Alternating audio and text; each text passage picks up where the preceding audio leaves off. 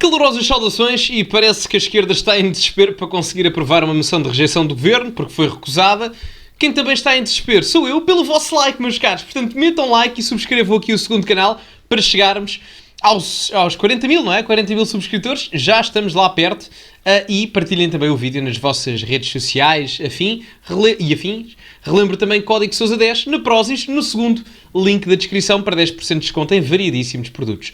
Ora, vamos ver aqui um resumo da aprovação do programa de governo e bem como a rejeição das moções de rejeição ao próprio governo de Luís Montenegro apresentadas pelo Bloco de Esquerda e pelo PCP. Contra 137, abstenções 78, a favor 13, a moção de rejeição foi rejeitada. Ou seja, só antes para verem aqui, para percebermos a contabilização, abstenção 77, não é? Portanto, são os votos do Partido Socialista, eles têm 78, não sei quem é que votou, não é? Mas, portanto, logo aí, 137 votos contra, significa que são os 80 votos da AD, mais os 50 votos do Chega, mais os 8 da Iniciativa Liberal. Ali, isto daria 138, mas deve haver um parlamentar que...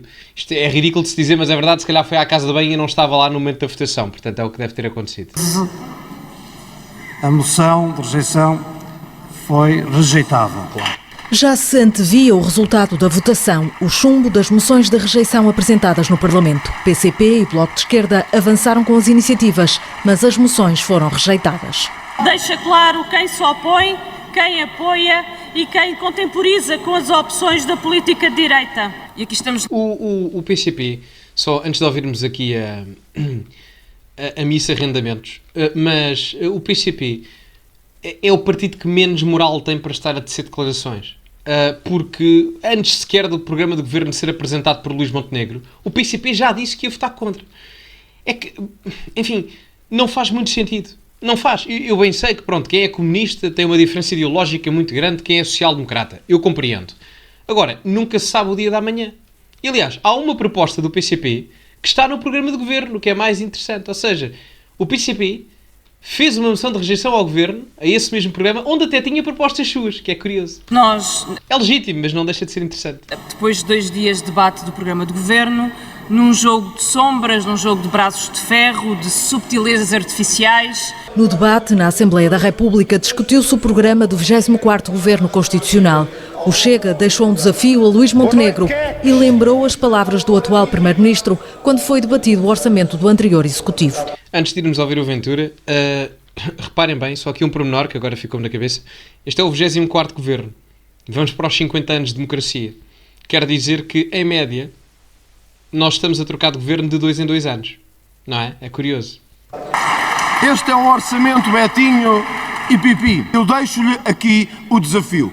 Em nome de Portugal, vamos fazer um retificativo para resolver os problemas de homens e mulheres que querem mudar este país. O programa passou, mas no Parlamento ouviram-se muitas críticas ao documento do Governo e às iniciativas do PCP e do Bloco. Este programa do Governo fica aquém das necessidades do país. O país precisa de mais, os portugueses precisam de muito mais. Interpretar estas moções de rejeição, não pelo seu valor, nem pelo seu propósito, mas pela representação de uma mera competição entre leninistas e trotskistas pela liderança da extrema-esquerda em Portugal. O Paulo Núcio tem razão. Eu já li o programa todo.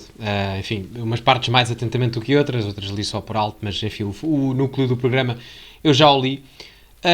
O que eu tinha pensado do programa inicialmente, depois confirmou-se relativamente àquilo que eu acho mesmo do programa. Não é um mau programa, sou-vos honesto. Daquilo que eu estava à espera da AD, não é um mau programa. É um programa, inclusive, mais à direita do que eu achava que a AD ia apresentar. Eu não estou a dizer que é um programa de direita, não é. É um programa claramente de centro-centro-direita, ok? Não é um programa de esquerda, mas é um programa de centro-centro-direita. É um programa mais liberal economicamente do que o PS, mas isso também seria expectável. Mas não é liberal economicamente. Há 2 críticas grandes que eu faço ao programa que eu acho que têm que ser melhoradas. A Mariana Leitão estava a criticar, o André Ventura também, e creio que as críticas desses 2 intervenientes vão mais nesse sentido. que é, em primeiro lugar, a liberalização do sistema fiscal português não é suficiente. Continuamos com 9 taxas de IRS, não faz sentido. Somos, se eu não estou em erro, o país da União Europeia com o maior número de taxas de IRS, não faz sentido absolutamente nenhum.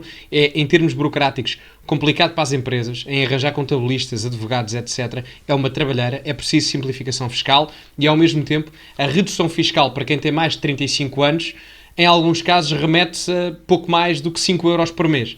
E, portanto, ao final do ano nem chega a 100 euros.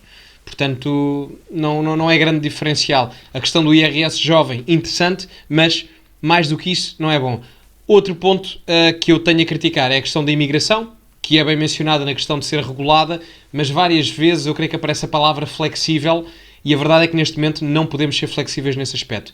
Claro que temos que ter imigração, claro que ela tem que ser regulada, mas dizer que quer ser regulada e flexível, nós não estamos numa altura, quer em termos económicos, quer em termos de estabilidade, de termos flexibilidade nesse aspecto e noutros temos que ser muito mais rígidos nesse tipo de parâmetros, indiscutivelmente.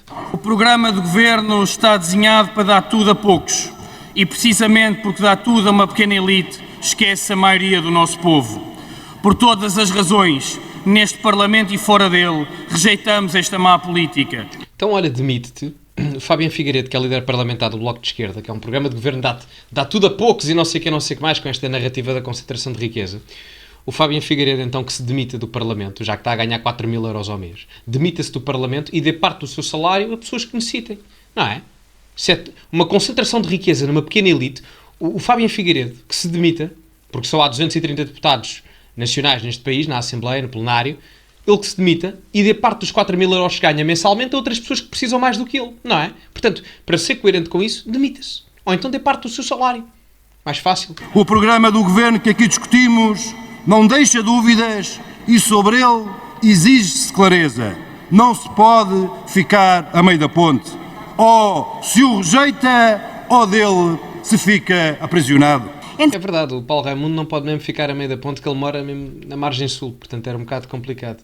Fico surpreendido que ele também não tenha mencionado os grandes grupos económicos, faltou essa e o grande capital. Entendemos que não estamos aqui a discutir o Orçamento de Estado, isso sim poderia levar a uma decisão mais aprofundada em relação àquela que é a nossa posição ao Governo. Não podemos acompanhar uma moção que foi apresentada sem sequer conhecermos um programa de Governo. A ambição deste Governo está no outro lado e de olhos postos no passado. E por isso, o LIVRE votará a favor das moções de rejeição apresentadas pelo PCP e pelo Bloco de Esquerda, embora não acompanhando todos os seus pressupostos, e por isso apresentaremos uma declaração de voto nesse sentido. Esta senhora, Isabel Mendes Lopes, é claramente, a meu ver, e tem sido, a melhor deputada da esquerda, à esquerda do PS, que o Parlamento tem. Não estou a dizer que concordo com ela, isso é outra coisa. Mas em termos de qualidade de oratória e qualidade parlamentar, esta será provável, e não me parece por acaso que o Rui Tavares a escolheu para líder da bancada parlamentar, será claramente uma das surpresas positivas, a meu ver, espero não estar enganado, mas do ponto de vista de quem é de esquerda, acredito que se vai identificar porque me parece que tem efetivamente qualidade no cargo que está a representar, ao contrário de muitos deputados à esquerda e à direita, mas enfim. Mas sim, é um nome a ter em conta. O LIVRE diz que esperava um programa de governo mais abrangente e mais diálogo. Ambas as moções foram rejeitadas. A do PCP teve 138 votos contra, a do Bloco 137. Ambas tiveram 13 votos a favor. O que é mais engraçado no meio disto tudo, só aqui continuando no LIVRE, o LIVRE do Rui Tavares, supostamente, e era conhecido como a alternativa mediática mais moderada à esquerda do PS. Só que agora vota a favor das moções de rejeição ao governo de Luís Montenegro apresentadas pela esquerda radical.